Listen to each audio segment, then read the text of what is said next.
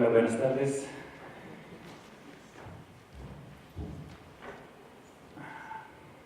Bueno, me gustaría comenzar agradeciéndoles a María y el equipo de la revista Errata por la invitación, a Vanessa también por la paciencia, claro. Es un gusto enorme estar aquí en Bogotá hablando de cosas que han sido tan importantes en mi trayectoria como investigador, como curador y como artista. Quisiera también pedirles disculpas por no dominar la lengua española como me gustaría. Seguramente cometeré muchos errores, así que desde ya les pido paciencia por la mezcla de portugués y español con la que forzosamente tendré que me expresar. Bueno, permítanme, por favor, insistir un poco sobre la cuestión, sobre el tema de la lengua, porque si bien, por un lado, me coloca en una situación un poco complicada, una vez que creo que soy el único proveniente de un país que no habla el español, por otro, es un precioso punto de partida para empezar a acercarme al tema que abordaré esta tarde. Históricamente, las revistas de arte creadas en Brasil en los años 70 cayeron en una especie de limbo teórico. Los historiadores y críticos de literatura durante mucho tiempo consideraron a estas revistas como una plataforma para la poesía concreta, un espacio privilegiado para mantener el proyecto concretista. Lo curioso es que la poesía concreta como tal, aquello que se suele llamar de poesía concreta ortodoxa, no se practicaba desde los fines de la década del 60. En ese sentido, las revistas podrían ser tomadas como un espacio donde la poesía concreta buscó reinventarse, algo que hasta donde yo sé nunca ha sido planteado. Las lecturas que vinculan esas revistas a la poesía concreta en general toman ese movimiento como un todo cerrado cuyos procedimientos y compromisos políticos permanecieron inalterados desde la lejana década del 50. Establecer ese vínculo es por lo tanto una forma de despojar de esas publicaciones su papel histórico, ligándolas a un contexto que claramente no es el suyo. Bueno, los críticos historiadores de artes visuales, por su parte, han demostrado poco interés en ese tipo de producción, además de carecer de la materialidad típica de las artes plásticas. Los procedimientos de esas publicaciones, sobre todo los textuales, no se encuadran con facilidad en los modelos de análisis que los críticos suelen utilizar. Vale recordar que un artista como Alex Sica fue muchas veces criticado por haber producido poco en los años 70, aun cuando su producción textual de ese periodo sea considerable. Vale recordar también que las revistas hasta ese momento eran más consideradas como portavoces de los diferentes movimientos que como espacios para la intervención crítica o para la creación. Bueno, finalmente es preciso mencionar que a los estudiosos del periodismo tampoco han demostrado interés en ese tipo de producción, que es una producción que carece de una de las principales características del periodismo impreso, que es justamente la periodicidad. El resultado de ello han sido estudios escasos y frecuentemente una comprensión equivocada del papel y de las características de esa producción. Eso de una manera muy breve es el escenario que yo encontré cuando empecé a investigar ese tema. Estudios escasos y frecuentemente con objetivos y con enfoques muy específicos.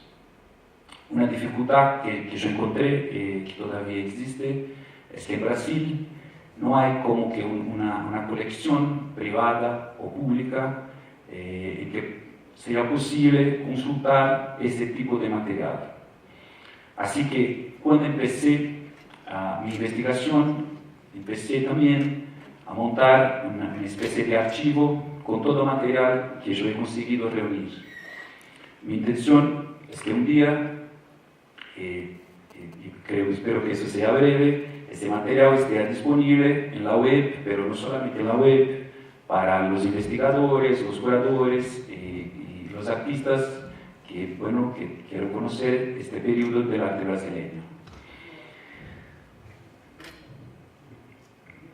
Bueno, es importante decir también que desde el punto de vista de mi trabajo, justamente son las razones de CIPAS, la aparente inadecuación de esa producción a los esquemas teórico-historiográficos convencionales, lo que vuelven ese material tan fascinante y hacen con que sea tan relevante para comprender las transformaciones en curso en las esferas socioculturales del país.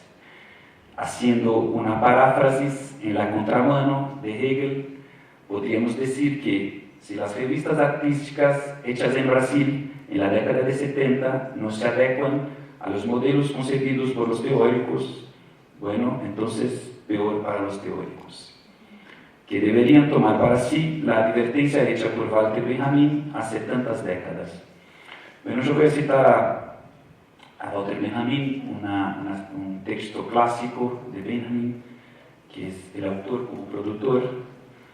Claro que acá Benjamin está reflexionando sobre las cosas de la literatura, sobre la producción literaria, pero yo propongo que de algún modo ampliar esto para abarcar las cosas del arte como un todo, algo que Benjamin de cierto modo hace también.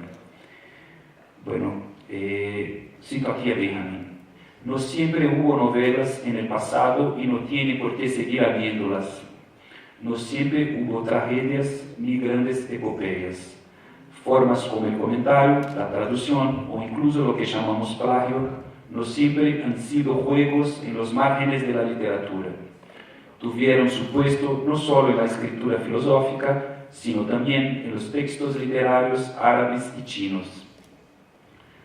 La retórica no siempre fue una forma menor, de hecho, en la antigüedad imprimió su sello en grandes territorios de la literatura. Con esto, aquí es lo más importante, con esto intento que se hagan ustedes a la idea de que nos encontramos en medio de una inmensa reorganización de las formas literarias, una refundición en la que muchas de las oposiciones en las que estábamos habituados a pensar pueden perder su fuerza. Bueno, a partir de esta cita, de esta consideración y de otras de Walter Benjamin, y de un autor que a mí me gusta muchísimo, que es Paul Feyerabend, yo propongo considerar atentamente las declaraciones hechas por los propios artistas en ese periodo para intentar comprender estas publicaciones y la intención que los artistas tenían en ese periodo. Entonces voy a empezar con una cita de Paulo Leminski. No sé si lo conocen, creo que no. Paulo Leminski fue un poeta muy importante en Brasil en las décadas de 70 y 80. Ha morido muy joven de una enfermedad por el alcohol, pero en este corto periodo ha hecho cosas increíbles y ha tomado parte de muchas publicaciones, de muchas revistas, muchos proyectos colectivos. Además, Leminski fue uno de los pocos artistas a reflexionar sobre el fenómeno de las revistas de los años 70 en Brasil. Bueno, esto que tengo acá de Leminski es una declaración hecha en una entrevista en 1976. Cito a Leminski: para mí, la literatura no pasa de un fetiche universitario. No estoy más interesado en la idea de una continuidad literaria. No tengo ninguna intención de que mis cosas, por ejemplo, tengan un estándar de continuidad con eso que se llama literatura. Pretendo estar actuando sobre algo más complejo que se llama cultura. Llegó incluso a decir que la literatura es el principal enemigo de la poesía. El papel de la poesía es el de librarse de la literatura y buscar la compañía de otras artes como el dibujo, la fotografía o la música. Bueno, ahora voy a citar a Hélio Oiticica. Creo que conocen todos a Oiticica, es uno de los artistas más importantes de Brasil en las últimas décadas. Bueno, esta declaración también es de una entrevista para el periódico Pasquín en 1970. Cito a Hélio Chisica. Yo no me considero artista plástico. Yo creo que eso es una limitación que no me interesa. Pienso que las artes plásticas tienen algo de chácara. Yo confieso que no sé lo que es la expresión, lo significado, pero una amiga mía, cuando empezamos a hacer esa traducción, como Chisica suele utilizar muchas expresiones coloquiales, propuso esto, para mí pareció bien, así que, bueno, si está mal, después alguien me diga. Bueno, hoy día uno no puede hacer muchas divisiones entre una cosa y otra. En ese show que hicimos, y acá hoy Chisica habla de un show de Gal Costa, en que él hizo el escenario y otras cosas más, decir que yo hice la parte plástica sería algo demasiado sencillo, porque yo creo que todas las ideas deben ser una cosa sola. No sé si se entiende, es una pretensión increíblemente ambiciosa, pero mi trabajo siempre giró en torno a eso. No es integración de las artes, que es una idea errónea de la época del ballet ruso. No me interesa una integración de las artes, simplemente no existe esta división. Bueno, en esta ocasión voy a analizar 3 revistas que, a pesar de su corta existencia, desde mi punto de vista, representan satisfactoriamente el conjunto de publicaciones de ese periodo. Hablo aquí de Naviloca, Malas Artes y Cuerpo Extraño. Antes de abordarla, sin embargo, me gustaría hablar un poco sobre el contexto que las vio surgir. Bueno, yo no tengo mucho tiempo, pero es importantísimo hablar un poco sobre el contexto, porque estas revistas tienen mucho que ver con este contexto. Entonces, voy a hablar muy rápidamente sobre eso. Voy a leer, porque hay muchas fechas y muchos datos, y así que me temo perderme.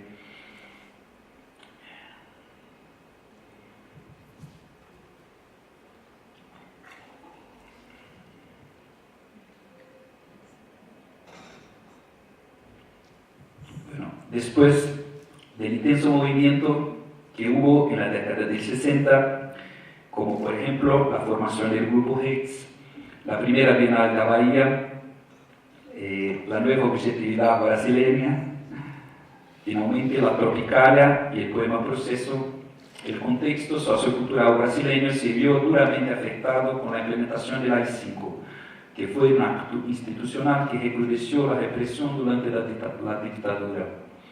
Bueno, esto es un poco así, una ilustración de los años 70 en Brasil, y bueno, yo acá unas cosas del acto institucional número 5.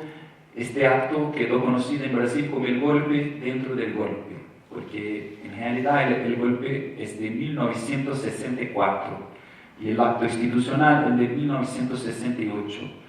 Pero en realidad las cosas de la cultura hasta 1968 quedaron más o menos bien. A partir de esta fecha, sin embargo, las cosas cambian enormemente. La represión, la violencia y bueno, todo esto recrudece de una manera increíble. Esto es una cita que no voy a leer, pero es un autor brasileño que habla un poco de esto, de cómo las cosas de la cultura permanecieron hasta 1968 y cómo a partir de ahí las cosas cambian enormemente.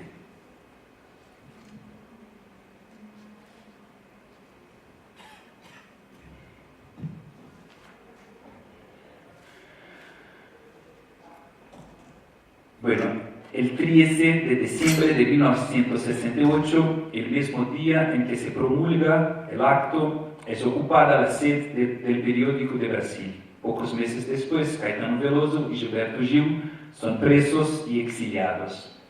En 1969 impiden abrir la exposición de los artistas seleccionados para la representación brasileña de la Sexta Bienal de París. En 1970, Mario Pedrosa se refugia en la Embajada de Chile y se exilia en ese mismo país. Los actos de censura se generalizan, no hay más espacio para acuerdos ni para conciliaciones. Esto que viene después.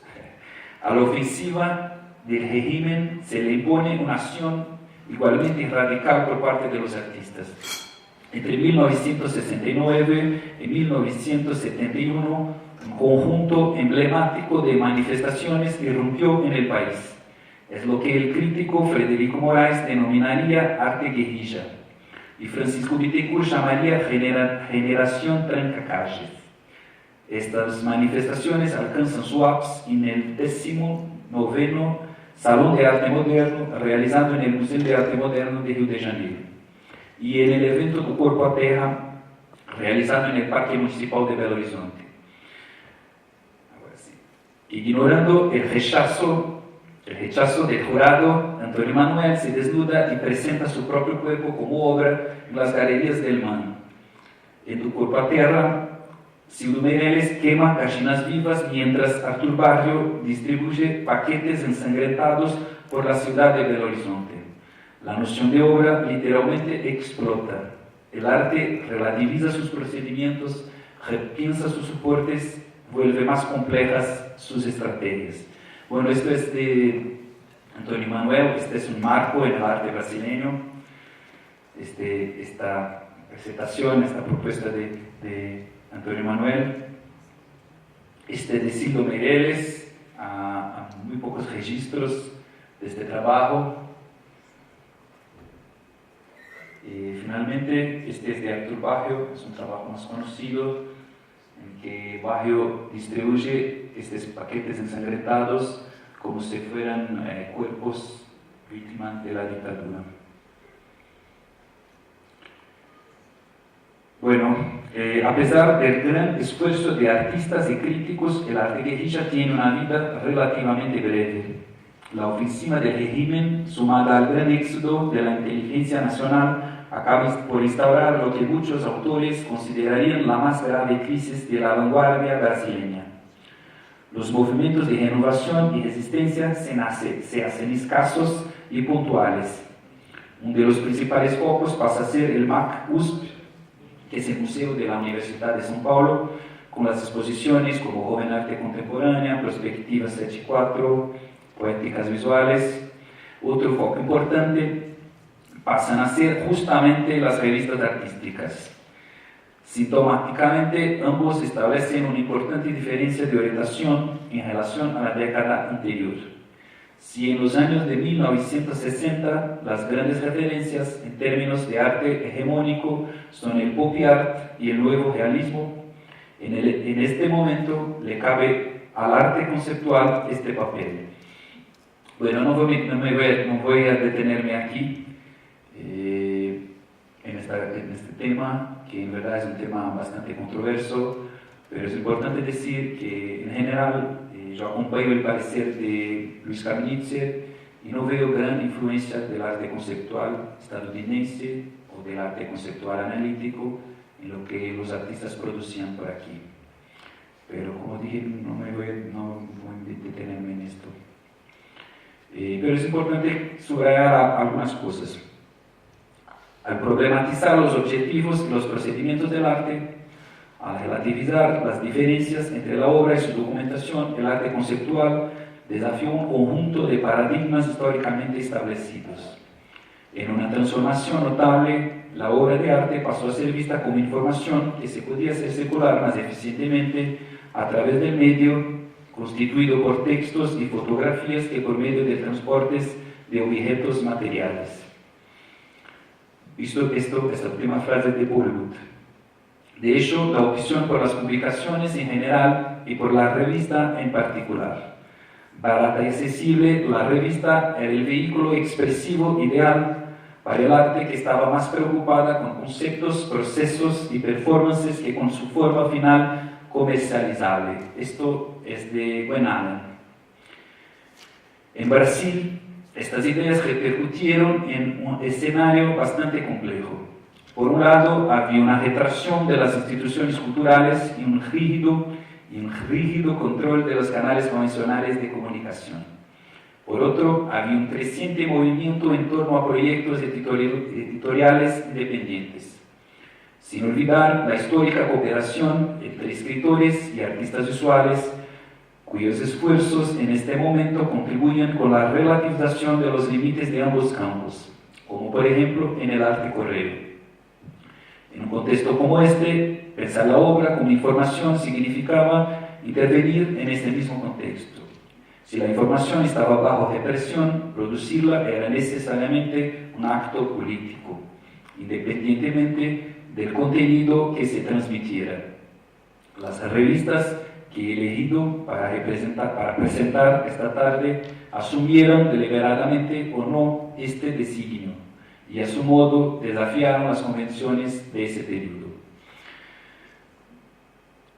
Bueno, voy a pasar a presentar las revistas propiamente dichas, que es lo más importante. Voy a presentar muy rápidamente 3 revistas. Esta primera se llama Nave Loca y es una revista muy importante en el contexto brasileño. En verdad es un caso absolutamente incomparable. Nave Loca fue concebida y organizada en 1972 por Torquato Neto y Wallis Salomón, dos poetas brasileños. Esta revista de un único número conquistó las calles recién en 1974 gracias a una intervención de Caetano Veloso junto al dueño de Poligram. Entre las muchas contribuciones que en ella aparecen, destacaría las de Hélio Sica, Torquato Neto, Lígia Clark, Augusto de Campos, Iván Cardoso, Rogério Duarte y la del propio Caetano Veloso. Sin un editorial o texto de presentación, la revista tiene un carácter algo fragmentario, aun cuando esté organizada en función de la participación de cada uno de sus artistas autores. Esta es una cosa importante. La revista tiene un carácter así como si fuera una exposición portátil, por lo modo como es organizada. Temas que históricamente marcaron el movimiento tropicalista como la marginalidad y la fusión de la alta y la baja cultura y aparecen aquí.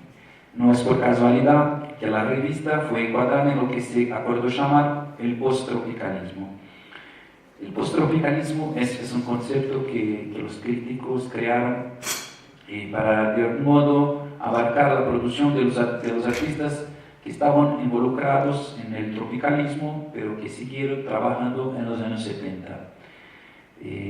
Bueno, podemos presentar algunas imágenes.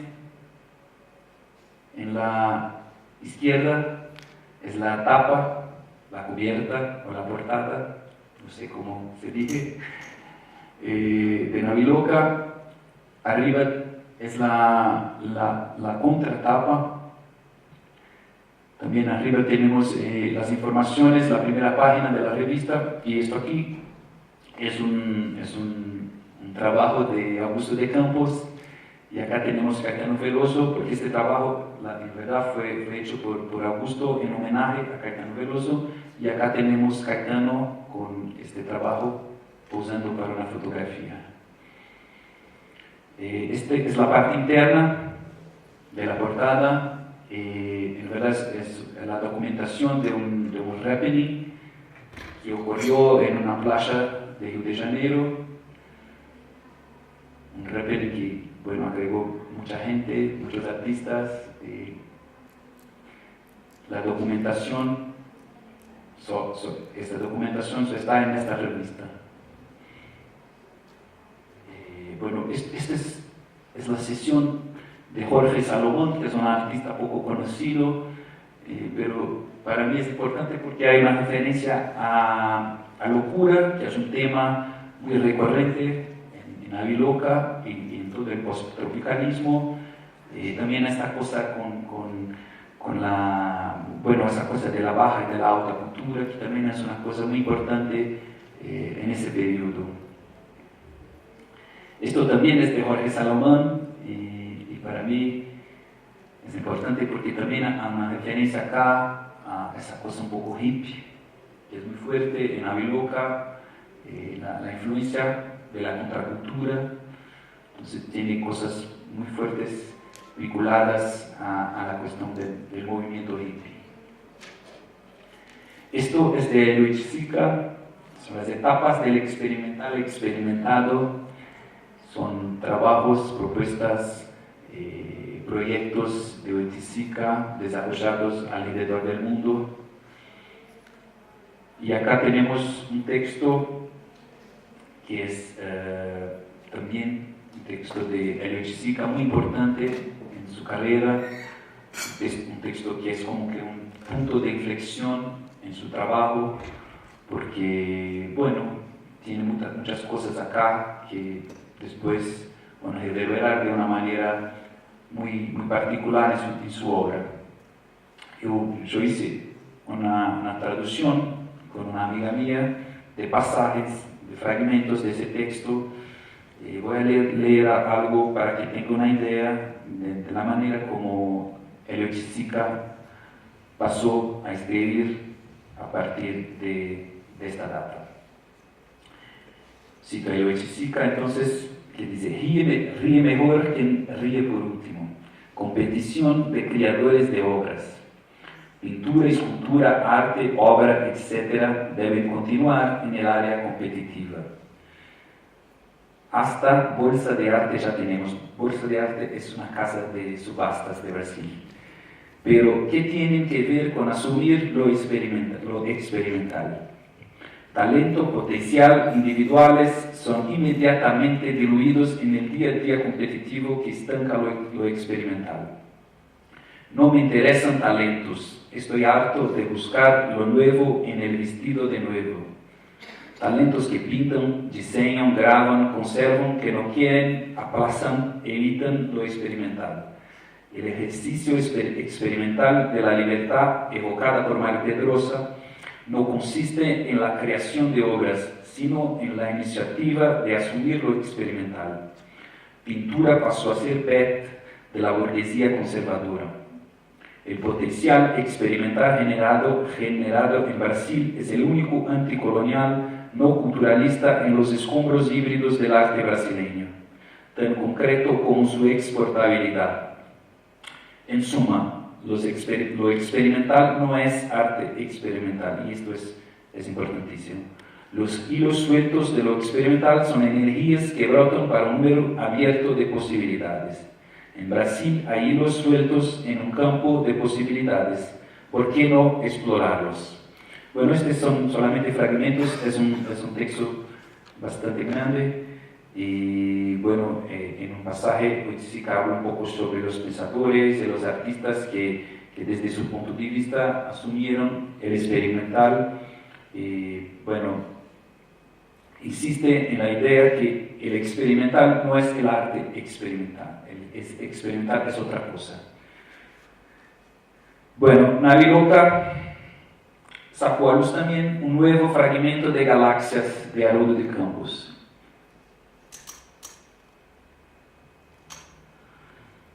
Iniciada en 1964 en la revista Invención y finalizada recién en 1976, esa verdadera obra en progreso fue tomando forma en diversas publicaciones independientes y que, en palabras del propio Haroldo, diseñan la marginalia de los años 70. Bueno, Galaxias es un trabajo muy importante de Haroldo, también es un punto de inflexión en su carrera. Marca una diferencia en relación al concretismo ortodoxo, y lo que me encanta en este trabajo es que Haroldo fue escribiendo a lo largo de los años. Empezó en 1964 y ha terminado solamente en 1976, pero a lo largo de estos años fue publicando fragmentos en periódicos y revistas independientes. Entonces hay un vínculo muy fuerte de este trabajo con estas publicaciones. Es posible decir que si no hubiera habido estas publicaciones, Galaxias certamente tendría una otra forma. Bueno, nuevos fragmentos de Galaxias conquistarían las páginas de la revista Corpo Extraño algunos años después. Esto es de Corpo Extraño. Diferentemente de Naviloca, que había sido concebida como una compilación de un número único, Corpo Extraño pretendía obedecer a cierta periodicidad, algo que sin embargo nunca pudo hacer. Esto es algo así que muy común, muy frecuente en todas las revistas de su periodo. La periodicidad es una cosa que queda de lado porque hay muchas dificultades técnicas para poner las cosas en marcha. Entonces, en general, la periodicidad no es obedecida. Los dos primeros números de la revista son de 1976. El tercero, con la grafía algo distinta, es de 1982. En un movimiento algo curioso, la revista rescataría como su número 0 la revista Poesía en Breve, que acá, bueno, podríamos traducir para Poesía en Huelga, de 1975. A lo largo de 8 años tendremos, por lo tanto, 4 ediciones y 3 nombres distintos. Bueno, el tiempo está terminando, entonces voy a intentar ser breve. Acá tenemos las tapas de las revistas. Voy a detenerme acá. Bueno, editada por Julio Plaza y Regis Monficino. Una de las marcas de la revista es albergar investigaciones semántico-visuales que, aun cuando difieren en varios aspectos, son indiscriminadamente conocidas como poesía visual. Otra característica de la publicación es su matiz irónico. Este aspecto puede ser identificado en diversos trabajos que posteriormente se volverían conocidos como conceptualistas. Acá tenemos algunos ejemplos de poesías visuales de Augusto de Campos y de Fernando Pereira. Este también es de Augusto de Campos. El otro es de Leonora de Barros. Esto ya es algo que quedó conocido como, bueno, como un trabajo conceptualista. Es de Julio Plaza y Regina Silveira. Es una brincadeira, una broma, porque es como si fueran clases de pintura, pero en verdad enseñan a hacer esas cosas con la pintura, a estropear las pinturas. No sé si conocen a Plaza. Julio Plaza es un artista increíble. En verdad no es brasileño, es madrileño, pero fue a Brasil muy joven y quedó allá por muchos años, hasta su muerte. Y bueno, Plaza empezó haciendo cosas en el marco del arte abstracto, cosas muy cercanas del concretismo brasileño, pero en los fines de los años 60 su trabajo ha cambiado enormemente y ha incorporado cosas del conceptualismo como el uso del lenguaje, la mirada crítica hacia las cosas del arte y de la política. Entonces, además de su trabajo individual, Plaza también agregó mucha gente en proyectos colectivos como muestras y revistas. Plaza solía hacer los proyectos gráficos de esas revistas. Este es un trabajo de Plaza también, que está en Cuerpo Extraño. El arte es un bien que hace mal. Este también es de Plaza, es la tapa de una otra revista llamada Código, una revista de Bahía, muy importante también en ese periodo. Eso también es de Plaza, este trabajo que se llama Duchamp versus Vasarely. A Plaza le gustaba mucho hacer estas posiciones de cosas de tradiciones muy distintas. Este también es de Plaza. A mí me gusta muchísimo este trabajo porque habla un poco como un señalamiento, pero habla un poco del contexto brasileño. Bueno, como la expresión estaba de algún modo bajo represión, bajo control. Este de Regina Silveira. Regina Silveira es una artista, es mi conterránea, es de Porto Alegre, pero vivió en São Paulo por mucho tiempo. Fue en pareja de Plaza y también es una artista increíble. Este es un trabajo suyo de Cuerpo Extraño 2, creo. Esto también es de Regina. Este trabajo se llama Trampa para ejecutivos. A Regina le gustaba muchísimo hacer estas cosas, como son estudios de perspectiva que ella Juntapone con cosas de Brasil, como acá con ejecutivos, pero hace con otras cosas también. Bueno, esto es un trabajo de Mario Ishikawa. Mario Ishikawa fue un artista importante también en ese contexto. También ha tomado parte de muchos proyectos colectivos, como revistas y otras formas de publicaciones. Esto es de Annabella Geiger. Todo esto es de Corpo Extraño. Todos esos trabajos son de Corpo Extraño. Esto es de Leonora de Barros. Es un trabajo increíble también. Un trabajo que Leonora planteó para la revista Poesía en Huelga. Más tarde este trabajo ha vuelto en un video, pero el trabajo en principio fue planteado para la revista. Bueno, este es el editorial, ya estoy casi terminando. Este es el editorial de Corpo Extraño. Es un montaje hecho con frases oriundas de diversas fuentes. Autores clásicos, como por ejemplo Jorge Luis Borges, dividen el espacio de la página con figuras del universo pop, como Chacrinha y Jimi Hendrix, personajes históricos como Julio César y Tupac Amaru, y artistas de vanguardia como John Cage y Marcel Duchamp.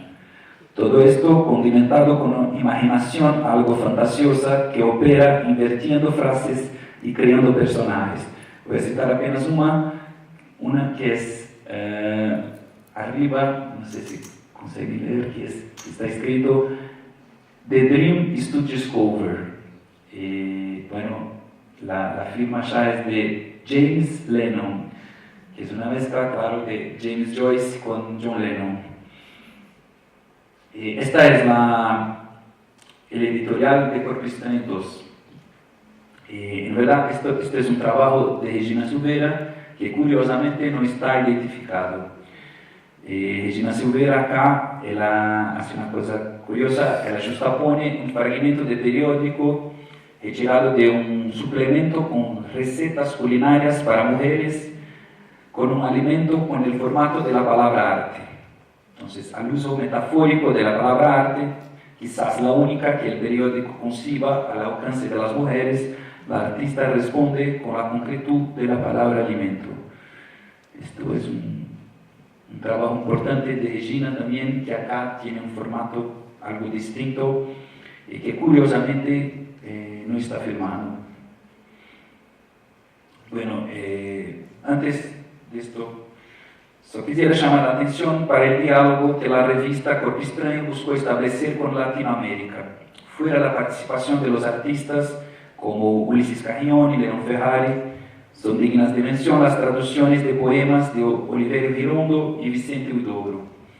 Este hecho es particularmente relevante si consideramos que históricamente el vínculo que el arte concreto brasileño buscó establecer fue con artistas y escritores de Europa y de Estados Unidos.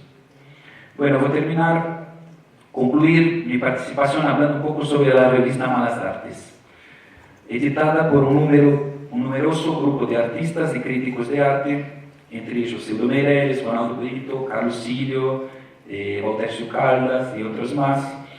Malas Artes reivindicaba la tarea de analizar e intervenir en el circuito del arte brasileño. Ya en la introducción de su primer número, los objetivos y procedimientos de la revista se presentan claramente.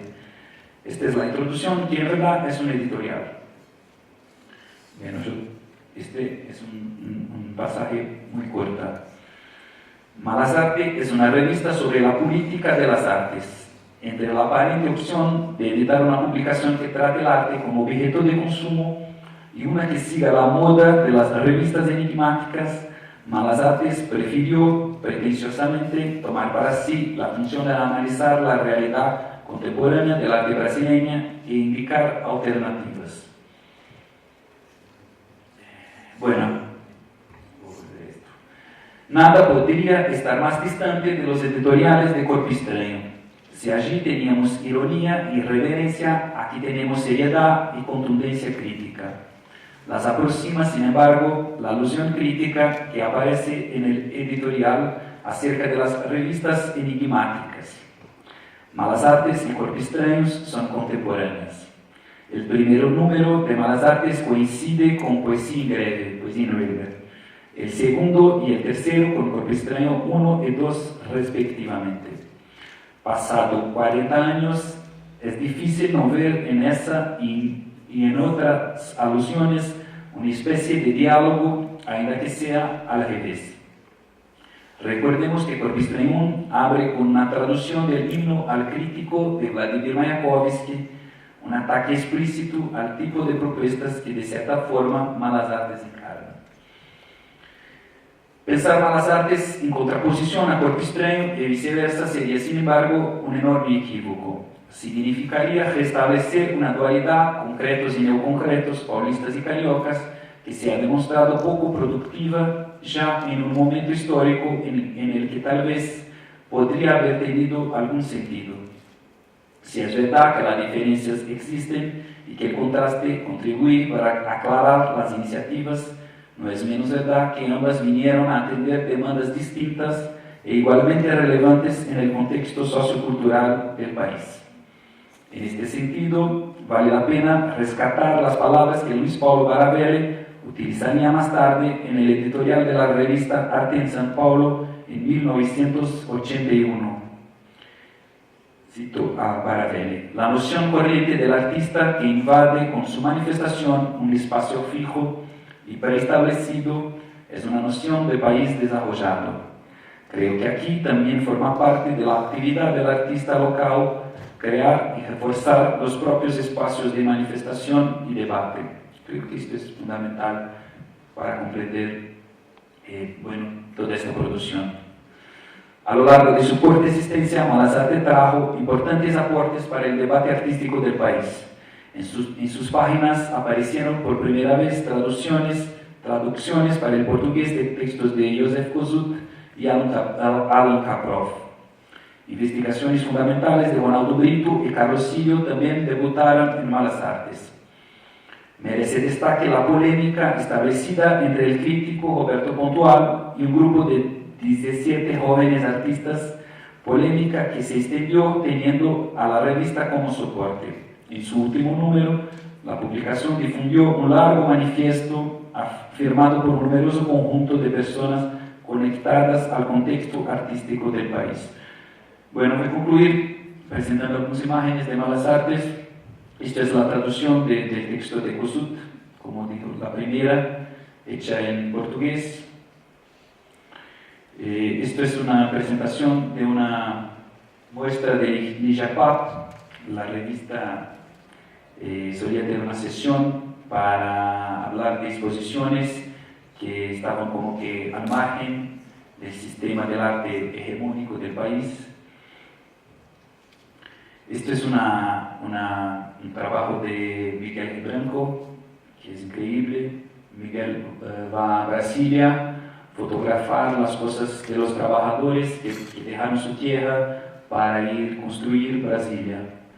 Entonces, son registros, documentos de estas personas, de la vida de estas personas. Y es curioso porque Miguel tiene una cosa en estos registros, como que hace muchos registros de la televisión. Y esta es una cosa importante porque en ese periodo la televisión llega con mucha fuerza en Brasil y eso tiene un papel en la cultura muy importante. Hay una película que se llama Bye Bye Brasil, que va a tratar ese tema de una manera muy importante también. Esto es de Carlos Vergara. Es un reportaje fotográfico sobre un bloque de carnaval muy importante, muy tradicional en Río de Janeiro. Y finalmente, este es el manifiesto que yo hablé, y que, quizás sea de los últimos manifiestos del arte brasileño. Su soporte fue esta revista, un lío que ocurrió entre este crítico, Roberto Pontual, que era un crítico muy importante en este periodo, y un grupo numeroso de artistas que más tarde volverían también artistas muy importantes. Bueno, para concluir, entonces, Finalmente, quisiera concluir mi exposición con una cita de Paulo Leminski que me parece apropiada para las tres publicaciones de las que he hablado esta tarde. Cito a Leminski: antologías, esa colectivización del aparecer, sino del hacer, corresponde a una politización, aun cuando no explícita. Y la opción por la revista como vehículo, más que un periódico, pero menos que un libro, a una posición estético-filosófica. La opción por lo profesional, el arte y la vida del horizonte de lo probable, la renuncia y el repudio a lo eterno por parte de una generación que creció a la sombra del apocalipsis. Bueno, gracias.